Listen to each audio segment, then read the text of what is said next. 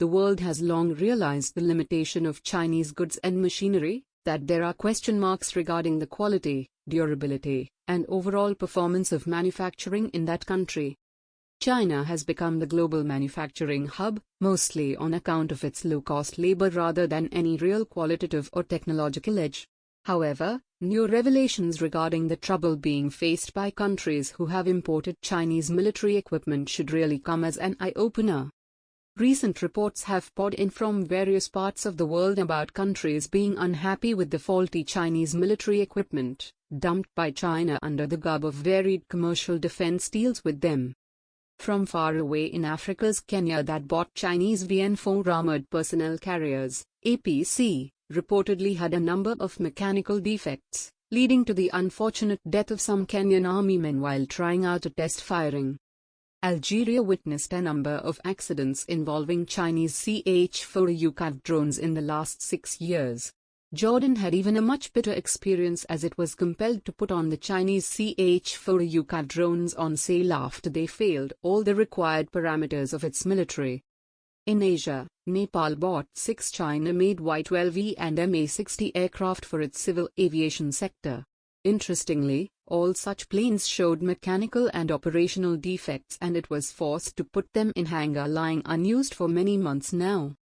Bangladesh, a country that is now getting extra attention from Xi Jinping in the aftermath of tensions with India, bought 2 1970s Ming-class Type 035G submarines at a cost of $100 million each, from China in 2017. Rechristened as BNS Jojatra and BNS Nabojatra, both developed defects and are lying unused. In 2020, it secured 2 Chinese Aero-53H-3 frigates, turned into BNS Umar Farooq and BNS Abu Ubaidah. Very soon, both faced issues like non-functioning navigation radar and gun systems. Myanmar, which has close politico-military relations with China too, has expressed its displeasure on Chinese military equipment it has received. Its acceptance of the Indian naval submarine Sindhweer, against Chinese wishes, should be seen in this larger context. And not to forget the iron brother of China, Pakistan. It too has not escaped the Chinese machinations in terms of its commercial perfidy. The Pakistan Navy got refurbished Chinese frigates F-22P, but reportedly they have remained plagued with technical hitches. Its army secured LY-80 LOMADS mobile missile systems from China, but some of them have remained non-functional due to technical issues. Even in the civilian domain, the much-touted Lahore Metro bus service that started in August this year, by a Chinese company, got technical glitches and issues like overheating of engines led to the suspension of its services for a few weeks. And herein lies a lesson as well as an opportunity for India.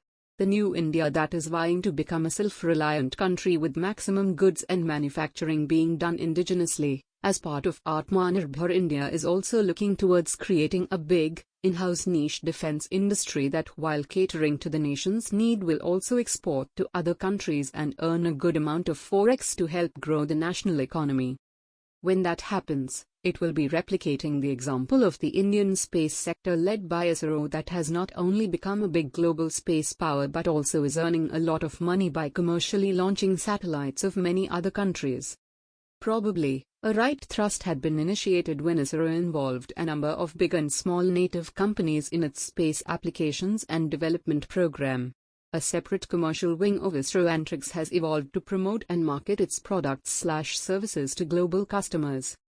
Following that example, recently the Indian government too has opened up the defense sector for private enterprises, wherein for many decades allowing private sector was a big taboo, for making different military equipment, machinery, vehicles by creating a new and innovation-driven defense policy.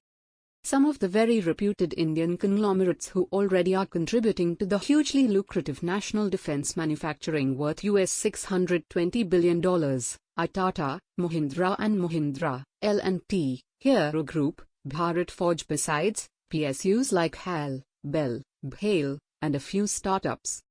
There is no doubt that Indian companies, both the private sector as well as PSUs, have much higher qualitative standards as against the Chinese companies. It is evident in the huge spurt in Indian armament exports recorded in recent years, a spectacular 700% growth from 1,521 crore in 2016-17 to 10,745 crore in 2018-19. Though currently, major importers of Indian military hardware are Myanmar, Sri Lanka, and Mauritius, and a deft in diplomatic maneuvering and marketing could make the country securing important military contracts to nations like Vietnam, Mongolia, Philippines, Brazil, countries in Central Asia, and of course, many in Africa too. A big focused approach, backed by adequate government support, marketing, and diplomatic push could very well see Indian defense manufacturing making a big headway in the globally money-spinning security market and acquiring lucrative contracts. That in turn, might also lead to greater political and diplomatic leverage for India in the global arena, helping it to secure its rightful place in the Committee of Nations.